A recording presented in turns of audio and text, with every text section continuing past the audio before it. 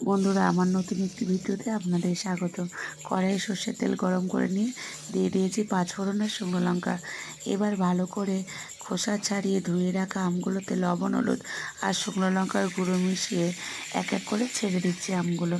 এই যে এক একটা করে আম ছেড়ে দেবো। আর বন্ধুরা, এই যে আমগুলো দেখছেন না, এগুলো হচ্ছে আমাদের বাড়ির গাছের। আমার যাদের গাছের বেশ কয়েকটি বড় বড় আম পড়ে গেছে আর ঝড়ে, আর সেই বানাচ্ছি আম গুড়। এই যে আমগুলো ভালোভাবে ভাজা হয়ে গেলে এই যে গুড় দিয়ে দিলাম। এইবার গুড় দিয়ে ভালো করে ফোটাবো, জাল দিয়ে নেব যতক্ষণ না আমগুলি সেদ্ধ হয়। এই যে গুড় ফুটে গেছে, আমগুলোও মোটামুটি সিদ্ধ হয়ে গেছে। আরও একটু ভালো করে ঝোল গুড়ের ঝোলটা কমিয়ে নেব। কমিয়ে নিলেই আমার আম গুড় রেডি। তো বন্ধুরা, এই যে আমার আম গুড় রেডি। আপনাদের কেমন লাগলো এই আম গুড়ের আচারটি অবশ্যই কমেন্ট করে জানাবেন। ভালো লাগলে আমার চ্যানেলটি